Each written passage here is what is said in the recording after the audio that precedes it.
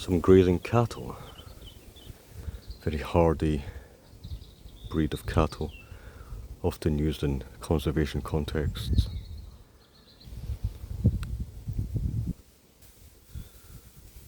Belted Galloways. An extensive monoculture here. It's artificial, pleasant to an extent, but also rather eerie.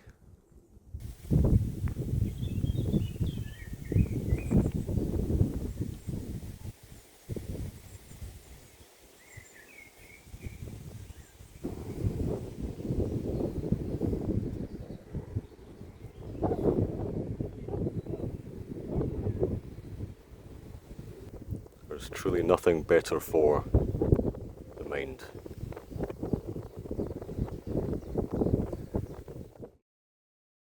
Hello everyone and welcome to the next episode of Travelling the Chilterns. So first off, I'll address the new glasses. I've been wearing the same glasses for half my life, or even more than that. 16 plus years. So I decided to get new glasses for the first time ever, new prescription, although I'm not entirely convinced yet. With that out of the way, I just want to draw your attention to this span here, this view. Over that way is Chinnor Hill, which we explored not too long ago. And in fact, this area connects to the large field with the dead muntjac that we saw at the end of the Chinnor Hill Nature Reserve episode. But what we're going to do is actually turn this way and visit Lodge Hill. It's a fairly isolated hill, it's not part of a nature reserve or anything like that, but I'm somewhat putting off exploring more complex places like Aston Rowant National Nature Reserve and all the hills and valleys and overlooks and nooks and crannies that are associated with it. And I'm aware of how many places I want to show, but I think just for the sake of ease, I'm going to be visiting Lodge Hill today, which is over in that direction. And as you can see by the sign here, Chinnor Hill, over in that direction, or the town of Chinnor, that is. There's the car. We'll just cross the road.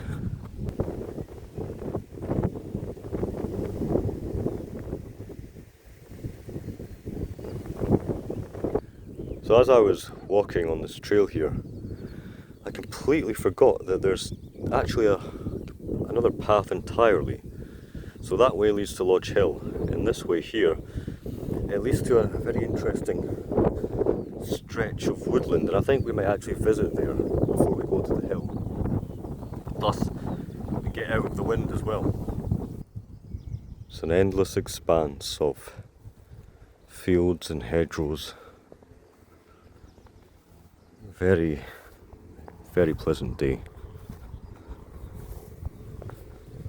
Now here's what I meant. I've actually only been here once before, and this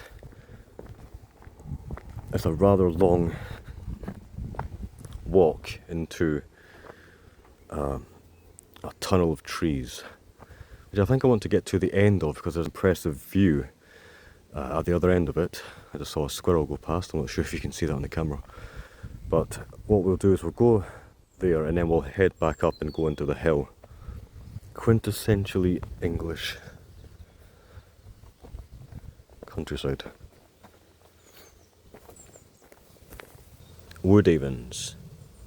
I'm not sure if I've featured Woodavens in the series before. Don't think so.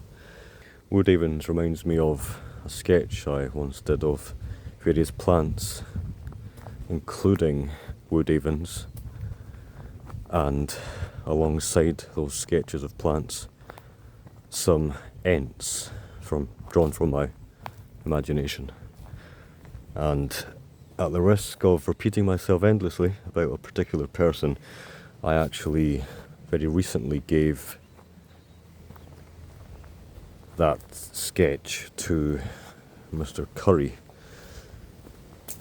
alongside a note, personal note of gratitude, in fact. So it's an interesting connection there, given that this entire series is based on gratitude. A rather impressive hazel stool there, Stool being the name of a cluster of hazel, Chlorellus avellana. Hazel is a primary coppice species.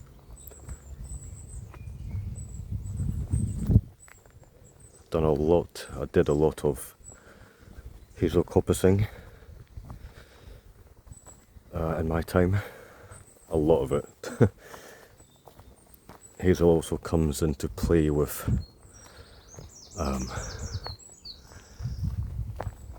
woodcrafts and hedge laying and all manner of things really. I remember using hazel a lot at Butts Range and Farm as well. Oh, there's always so many associations when I come out into the woods.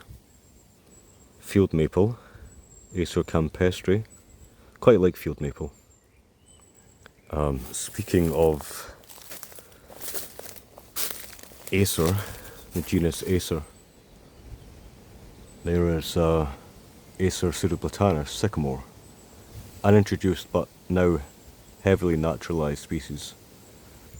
Holly, Ilex aquifolium. And I'll try to continue the walk. I'm doing it again. The attempt to remember species, however, it really is just a way of reconnecting myself with the plants themselves, which I sometimes think of as friends.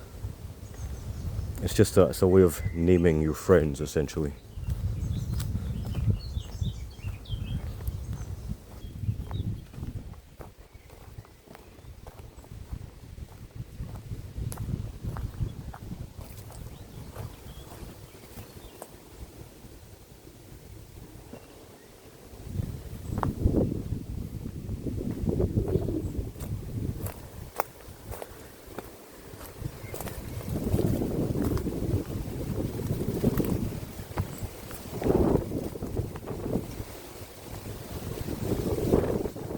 Windy.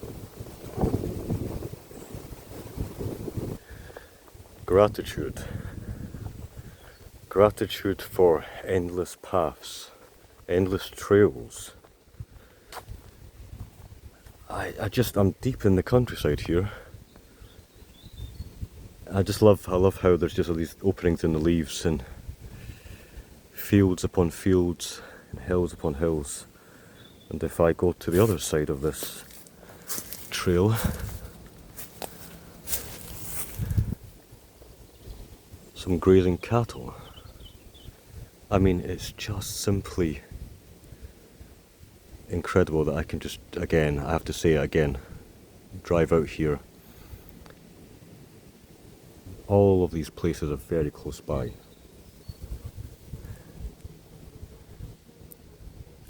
I just feel like I'm often taken back in time when I just stand looking out at views like this. I'm just remembering as I look at these grazing cattle that actually I once fell off a vehicle and badly damaged the back of my head it was during the work placement at Craigmeggy National Nature Reserve. We went out to check up on a Highland coo,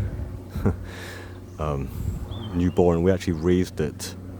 We took it inside the farmhouse and fed it. And a couple of days later we went out to check, and the fellow student in charge of the vehicle, the all-terrain vehicle, drove away out of the field without checking that I was secure. I was in the back, I was standing up in the back of the vehicle. I fell right out and almost broke my neck. I just remembered that as I was looking at these cattle. Now that I look at them, these cattle might actually be belted Galloways. Very hardy breed of cattle, often used in conservation contexts.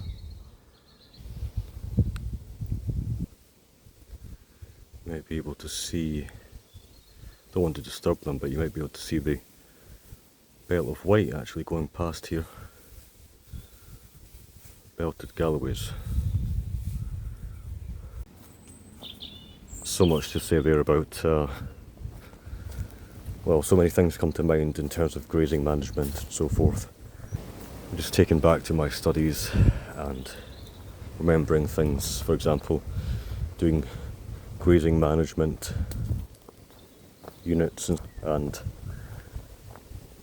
I once went out to a chalk downland site, and one of the rangers there gave us all a chance to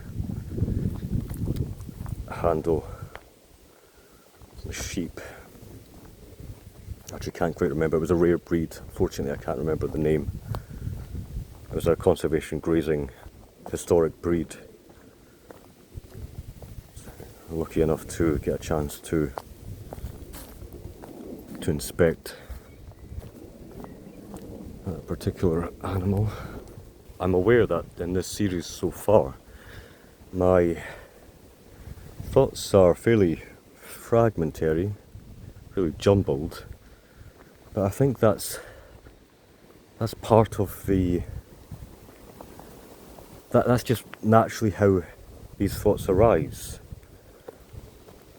I'm not trying to provide a thesis here, a connected series of arguments. I'm just, whenever I go out and look at a particular plant or animal or landscape, some memory will spring to mind or some connection. It's quite like a stream of consciousness, essentially. I mentioned previously, just before I saw the cattle, just gratitude for these endless paths, and that is quite, it's quite like the way my mind seems to be working in this series.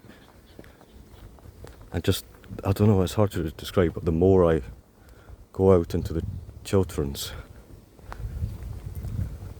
it's like a series of memories interweaving, some fading, some strengthening, some things being overwritten, some things being renewed.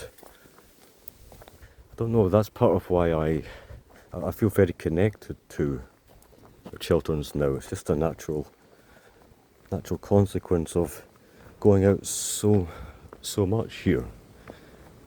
Again, when I was living in Scotland, I didn't have nearly as much access to nature. Scotland for me is associated with the rare trip, the special trip, feelings of the sublime and so forth. I have some issues with the sublime, but you understand what I mean. Whereas England is more domestic, more rooted.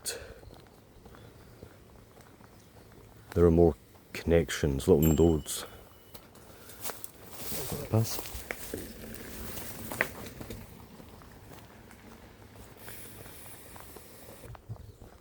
Now I've only seen this view once before, so this might be striking.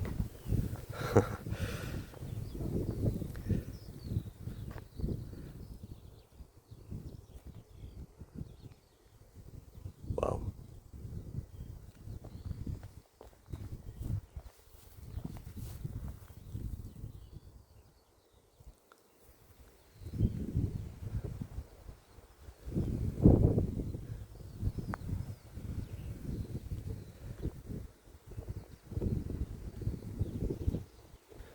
It's not a wild landscape. It's an anthropogenic landscape. But it is nonetheless one that is lived in and storied and beautiful in its own way.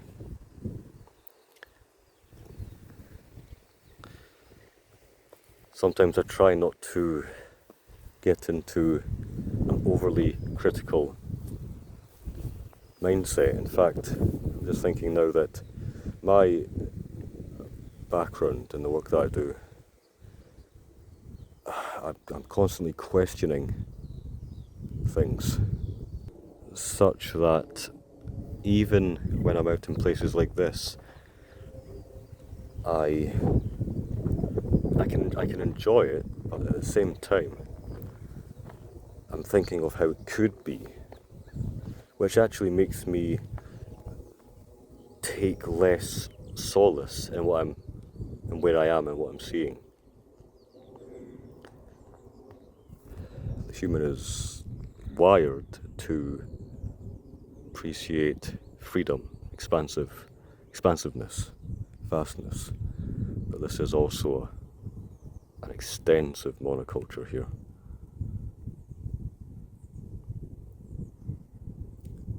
It's artificial. It's pleasant to an extent, but also rather eerie. But then, of course, we do have these hedgerows, providing this level of connectivity. Ah, that's what it was. It was Hooper's rule. I remember Hooper's rule from my studies. I remember I got my twin to help me with pacing out a hedgerow, sticking staves in the ground, and I remember doing separating hedgerow into sections and studying and quantifying the species in each section. Blackthorn, cleavers, nettles, field maple.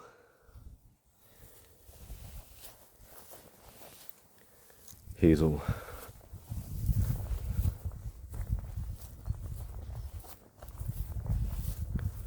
So what I think I'll do now is I'll head back through the tunnel of trees and get to Lodge Hill, which is really the main subject of this video. Well, that's unfortunate. There used to be an arch of trees. This entire area, in fact, if I stand back here, used to be covered, but it looks like it's all been cleared for some reason. Used to be able to go through here in the shade, come around to the walk leading up to Lodge Hill, but it has been cleared.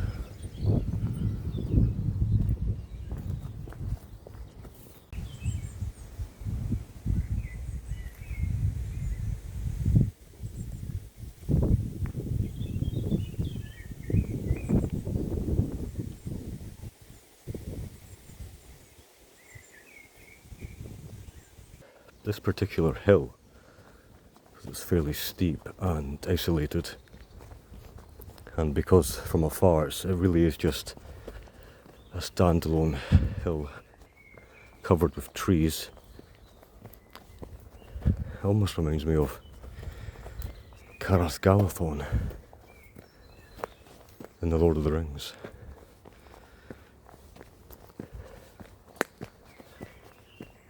One of the steeper climbs, at least in terms of proximity to home.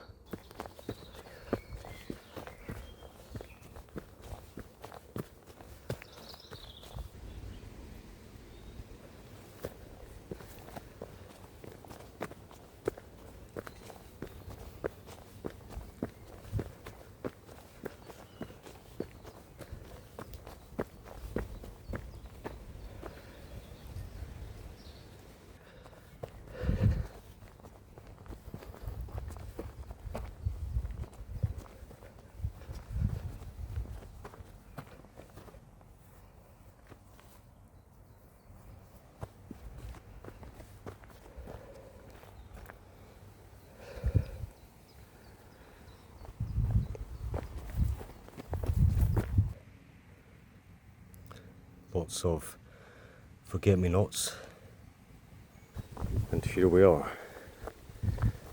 Got a nice view from the top of the hill, and this is by no means the most impressive hill in the Chilterns National Landscape, but it's one close to home, very close to home.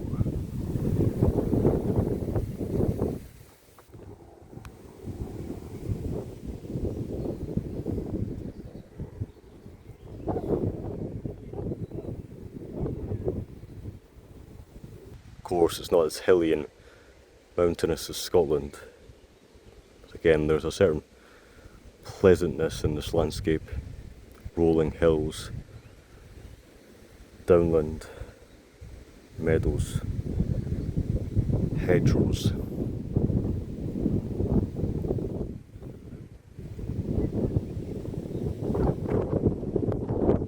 Now in this direction, the wood continues.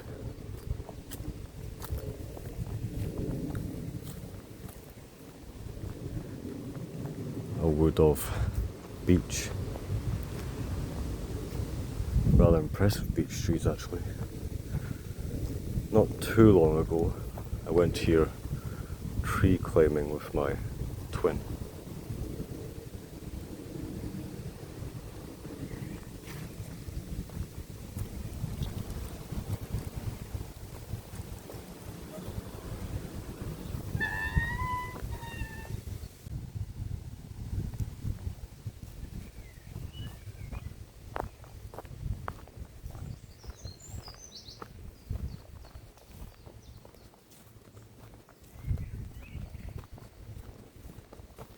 So it's interesting, Lodge Hill from afar doesn't look particularly extensive, but it is. It takes in, walk up for the woods and then the open space with the downland, and then through some more woodland again with the large beech trees and a trail, and then we get into even further open territory.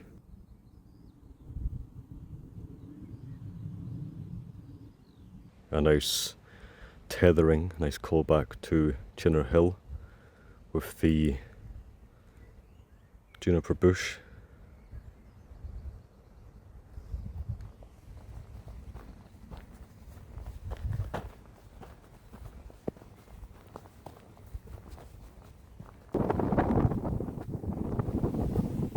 A walk in nature, the most powerful healer. I'd actually forgotten that this sign was placed here.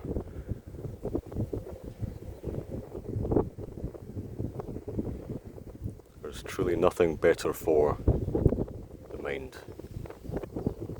I'm actually reminded of the song of Wandering Angus by Yeats. I went out to the hazelwood because a fire was in my head.